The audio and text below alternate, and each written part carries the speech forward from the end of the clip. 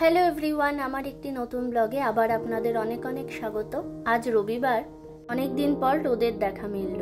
এই সপ্তাহে একটু চেরি ব্লসম যাওয়ার কথা ছিল, কিন্তু কালকে শনিবার প্রচুর বৃষ্টি হচ্ছিল। আজকেও অবশ্য বৃষ্টির সম্ভাবনা আছে, কিন্তু সকাল সকাল রোদ দেখে মন আনন্দে ভরে উঠল। গতকাল ছিল 0 ডিগ্রি টেম্পারেচার, ফিলস লাইক -3। আজকে সকালে দেখলাম 18 ডিগ্রি টেম্পারেচার। আজকে তাড়াতাড়ি লাঞ্চ করে বেরিয়ে যাব। ওখানে গিয়ে হাঁটাহাঁটির পর বাচ্চাদের খিদে পেয়ে যেতে পারে, তাই একটু স্যান্ডউইচ বানিয়ে নিয়ে যাব। সেই স্যান্ডউইচটাই এখন বানাচ্ছি। দেশে তাপপ্রবাহ চললেও এখানেও কিন্তু ভীষণ টেম্পারেচার আপ ডাউন করছে। তার জন্য ছোট থেকে বড় অনেকের শরীর খারাপও হয়ে যাচ্ছে। এই আকস্মিক আবহাওয়া পরিবর্তনের জন্য দায়ী কার্বন ডাই অক্সাইড। যেসব কারখানা থেকে কার্বন ডাই অক্সাইড বেশি পরিমাণে নির্গত হয়, তাদের কাছ থেকে কানাডার গভর্নমেন্ট বেশি পরিমাণে ট্যাক্স নিয়ে সাধারণ মানুষকে বছরে ক্লাইমেট ইনসেন্টিভ হিসেবে প্রায় $100 থেকে $200 হিসেবে ট্যাক্স রিটার্নের সময় ফেরত দিয়ে দেয়। আমি আজকে খুব সিম্পল একটা স্যান্ডউইচ বানাচ্ছি। ডিমগুলোকে হালকা বাটার দিয়ে ফ্রাই করে নিলাম স্ক্র্যাম্বল হিসেবে, আর ব্রেডগুলোতে একটু করে মেয়ো দিয়ে দিচ্ছি। আমার কাছে মেয়োনিজের একটু টমেটো ফ্লেভার আর একটাতে পুদিনা ফ্লেভার ছিল, সেই দুটো দুরকম ব্রেডে দিয়ে দিলাম। এবার এর মধ্যে ডিমগুলো দিয়ে দিলাম, আর একটু বাড়িতে শসা ছিল সেগুলোও গোল গোল করে দিয়ে দিলাম। আপনাদের বাড়িতে টমেটো থাকলে সেটা অবশ্যই দিতে পারেন। একটু দিলাম পালং শাক, ওপর থেকে গোলমরিচগুলো আর একটু বিট লবণ।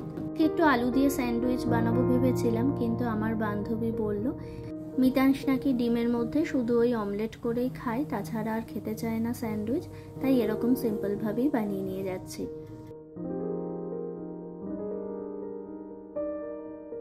হঠাৎ বাইরে আওয়াজ শুনে জানলার কাছে এসে দেখলাম এই কয়দিনে বৃষ্টিতে এই ঘাসগুলো তো অনেকটাই বেড়ে গেছে, তাই দেখুন এখন থেকেই ঘাস কাটাও শুরু হয়ে গেছে। আজকে লাঞ্চের জন্য একদম সিম্পল পার্শে মাছ, পেঁয়াজকলি আর বড়ি দিয়ে করছি। মৌরি বাটা দিয়ে পার্শে মাছের এই ঝোলটা খেতে খুব ভালো লাগে, সেটাই আজকে করব। মাছ মাংস হলেই আমাদের বাড়ির পোষ্য বিড়াল আর কুকুরগুলোর কথা খুব মনে পড়ে। এরপর থেকেই পাড়ার কুকুরগুলোকে আর খেতে দিতে পারতাম না, কারণ দিল্লিতে বেশিরভাগ ভেজিটেরিয়ান বলে রাস্তায় ওপেন জায়গায় ননভেজ দেওয়া অ্যালাউ ছিল না। কিন্তু যখন বাড়ি যেতাম ছুটিতে, তখন সকাল থেকে ব্রেকফাস্ট থেকে শুরু করে ডিনার অবধি মন প্রাণ ভরিয়ে আমি আর ওম মিলিয়ে আর যত কুকুর বিড়াল ছিল সবাইকে খাবার দিতাম। আর কানাডায় স্ট্রিট ডগ তো দেখাই যায় না। আজ অবধি যত ডগ দেখেছি সব পোষ্য হিসেবেই দেখেছি।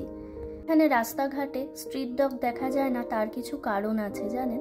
1 নম্বর কারণ হচ্ছে এখানকার মানুষজন ভীষণ পশুপ্রেমী হয়। শুধু যে তারা সুস্থ কুকুরকেই পেট হিসেবে নিয়ে আসে তাই নয়, অনেক হ্যান্ডিক্যাপ ডগ যারা কোনো কারণে অ্যাক্সিডেন্টের মাধ্যমে শারীরিক অসুস্থতায় ভুগছে, তাদেরকেও অ্যাডপ্ট করে বাড়িতে নিয়ে আসে এবং নিজের সন্তানের মতো ভালোবেসে বড় করে তোলে। এখানে বাস, ট্রাম, ট্রেন, যে কোনো পাবলিক ট্রান্সপোর্ট, পার্ক সব জায়গাতেই মোটামুটি পেট অ্যালাউ থাকে, তাই যে কোনো ভ্যাকেশনেও বাড়ির পোষ্যকে সবাই নিয়ে ঘুরতে যায়। আরেকটি কারণ আছে স্ট্রিট ডগ না দেখতে পাওয়ার। কানাডার মানুষকে আপনারা জানেন অনেকটা বেশি পরিমাণে ট্যাক্স দিতে হয়, প্রায় 30%-এরও বেশি। এই ট্যাক্সের অনেকটা পরিমাণ চলে যায় অ্যানিম্যাল সেন্টারে। কানাডা খুব শীতপ্রধান একটি দেশ বলে রাস্তাঘাটে কুকুররাও কিন্তু সার্ভাইভ করতে পারবে না। এছাড়া খাবারও বা পাবে কোথায়, তাই রাস্তার ধারে তখন খাবারের সন্ধানে ওরা ডাস্টবিন নিয়ে টানাটানি করতে পারে, এতে রাস্তাঘাটও অপরিষ্কার হতে পারে। রাস্তায় থাকা কোনো জীবজন্তুরই যাতে কোনো রকমই অসুবিধা না হয়, তার জন্য কানাডার বিভিন্ন প্রান্তে আছে অ্যানিম্যাল সেন্টার। এরাই এই অ্যানিম্যালগুলোকে দেখাশোনা করে রাখে।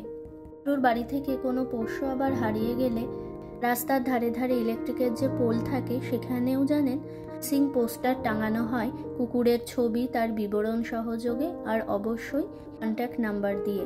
এখানকার পোষ্যদের গলায় সাধারণত একটা করে চেন দিয়ে দেওয়া হয়, সেখানেই একটা করে চিপ লাগানো থাকে যাতে তার লোকেশন ট্রেস করা যায়। কিন্তু কোনোভাবেই যদি লোকেশন ট্রেস না করা যায়, তখন ওই ফোন নাম্বারে কেউ যদি ওরকম ডগকে দেখতে পায় তাহলে আর ওনারকে ফোন করে দেয়, নয়তো অ্যানিম্যাল সেন্টারে। আমার রান্নাটাও এখানে কমপ্লিট হয়ে গেছে, আর বাইরে দেখুন আবার বৃষ্টি শুরু হয়েছে। এই বান্ধবীর সাথে আলোচনা করে দেখলাম বাচ্চাদের নিয়ে এই বৃষ্টিতে গিয়ে কোথাও বসারও জায়গা পাবো না, তার জন্য যাওয়া ক্যান্সেল করতে হলো। এখন বিকেল 4টে বাজছে।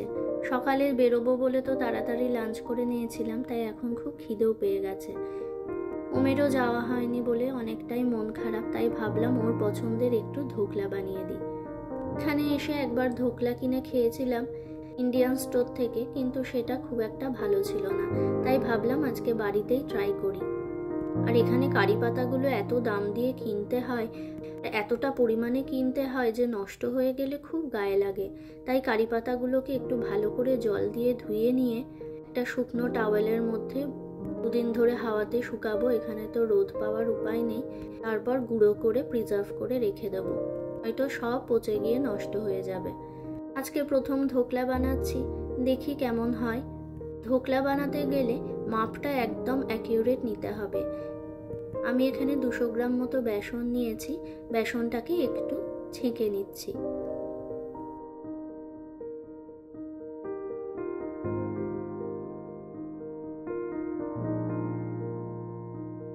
আর এর মধ্যেই মিষ্টির জন্য একটু ব্রাউন সুগার দিয়ে দিলাম, আপনারা চিনি ব্যবহার করতে পারেন। আর একটু লেবু দিয়ে দিলাম। আপনাদের কাছে সব থেকে ভালো হয় যদি সাইট্রিক অ্যাসিড থাকে সেটা দেবেন। ইন্ডিয়াতে সহজেই যে কোনো দোকানে মুদিখানার পাওয়া যায়। যতটা বেসন নিয়েছি তার থেকে একটু কম জল আমি ব্যবহার করলাম। আর ভালো করে গুলিয়ে নিচ্ছি যাতে কোনো দানা না থাকে। ভালো করে ফেটানোর পর এবার আমি এর মধ্যে অল্প পরিমাণে লবণ দিয়ে দিলাম, 4 টিস্পুন হলুদ দিলাম, 4 টিস্পুন বেকিং সোডা দিয়ে দিলাম, আর ওপর থেকে একটু কুকিং অয়েলও দিয়ে দেবো। দিয়ে ভালো করে আরেকবার ফেটিয়েও নিলাম। এই ফেটানোটা কিন্তু খুব ভালো করে করতে হবে, যত বেশিক্ষণ ধরে ফেটাতে পারবেন তত ভালো এটা ফ্লপি হবে। এবার আমি কেক বানানোর এরকম অ্যালুমিনিয়াম একটা কন্টেনার নিয়ে নিয়েছি, সেখানে ব্রাশ করে দিলাম কুকিং অয়েল দিয়ে। আর এই ব্যাটারটা এর মধ্যে ঢেলে দেবো।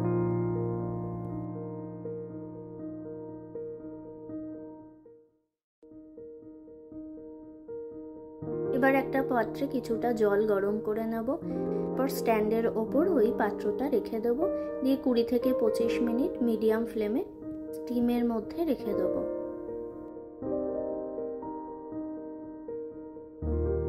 এবার ধোকলার ওপরে দেওয়ার জন্য একটা রস বানিয়ে নিচ্ছি। হিসেবে সর্ষে দিয়ে দিয়েছি, 2টো লঙ্কা চিড়ে দিলাম, আর কিছুটা পরিমাণে কারি পাতা। মিষ্টির জন্য অল্প চিনি দিয়ে দিলাম।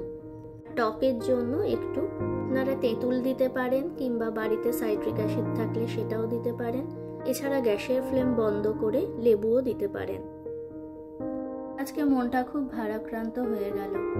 একে তো চেরি ব্লুজমে যেতে পারলাম না, অন্যদিকে সৌমিক বলল ছুটির দিনে ও তো সকালবেলা ক্রিকেট ম্যাচ খেলতে যায়, ওখানেও গেছিল। সেখানে নাকি খেলতে গিয়ে গলায় এমনভাবে ইনজিওর্ড হয়ে গেছে আরেকটা প্লেয়ারের সাথে ধাক্কা লেগে, যে গলা দিয়ে কথাই বলতে পারছে না। এখানে আবার রবিবারে ওয়াক ইনগুলোও বন্ধ থাকে, দেখাতে হলে এমার্জেন্সিতে যেতে হবে। তাই বলল 2-3 দিন দেখি, তারপরে নয় ডাক্তার যদি দরকার হয় দেখিয়ে নেব।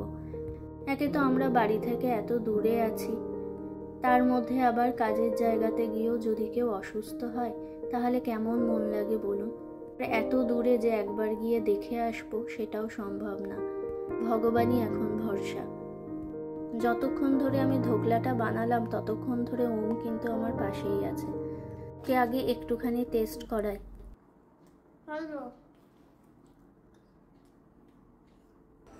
স্পঞ্জিও হয়েছিল, খেতেও ভালো হয়েছিল, কিন্তু আর একটু বেশিক্ষণ ধরে রাখলে হয়তো ফুলতো।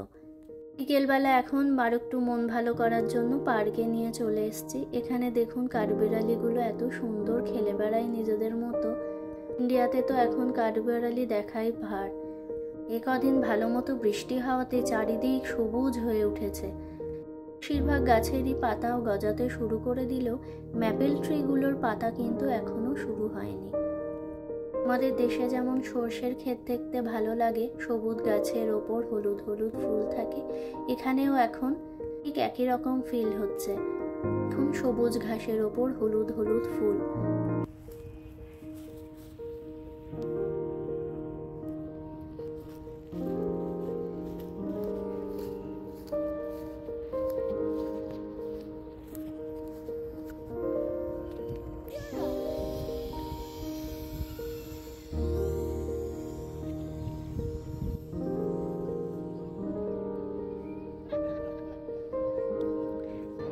ব্যাস ওমের বান্ধবী এসে গেছে, আমার সাথে এতক্ষণ ফুটবল খেলছিল, এবার আর কিছু খেলবে না, এবার ওর সাথেই খেলে বেড়াবে। এখানে চারিদিকে কোনো বাচ্চা ড্রোন চালাচ্ছে, কেউ রিমোট কার, এরোপ্লেন। আজ মোটামুটি সবাই বাড়ির বাইরে। পার্কটা দেখুন কি বিশাল বড়।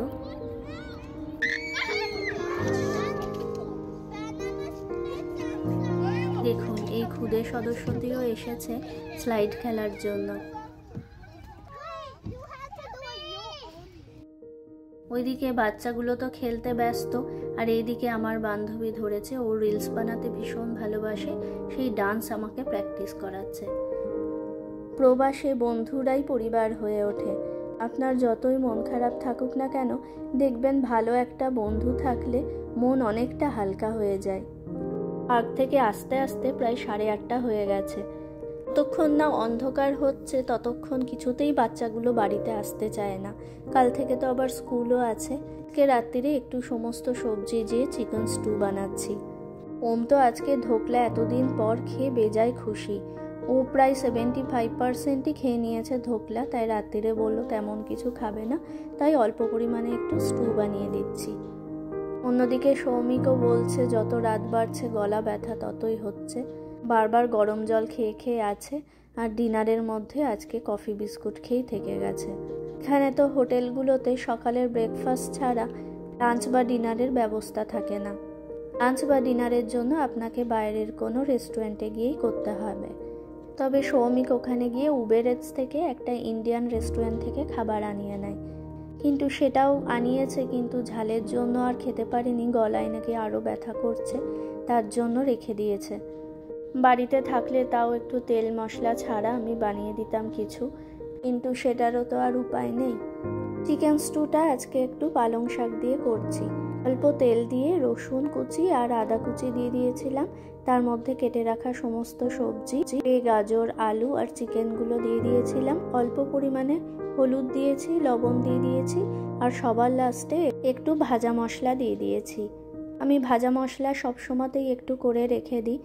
গোটা জিরে, ধনে, শুকনো লঙ্কা, তেজপাতা আর অল্প মৌরি। এখানে আমি একটু চালের গুঁড়ো জলের মধ্যে গুলিয়ে নিচ্ছি। গ্রেভির থিকনেসটা বাড়ানোর জন্য এটা স্টুয়ের মধ্যে দিয়ে দেবো। এবার প্রেসার কুকারে ঢাকা আটকে মিডিয়াম ফ্লেমে 15 থেকে 20 মিনিট রেখে দেবো। আবার লাস্টে বাটার সহযোগে পরিবেশন করব। চলুন আজকের ব্লগটি তাহলে এখানেই শেষ করি। আজকের ব্লগটি কেমন লাগলো অবশ্যই আমাকে জানাবেন। ভালো লাগলে লাইক, কমেন্ট ও সাবস্ক্রাইব করে পাশে থাকবেন। সুস্থ থাকবেন, ভালো থাকবেন। দেখা হবে নেক্সট ব্লগে খুব তাড়াতাড়ি।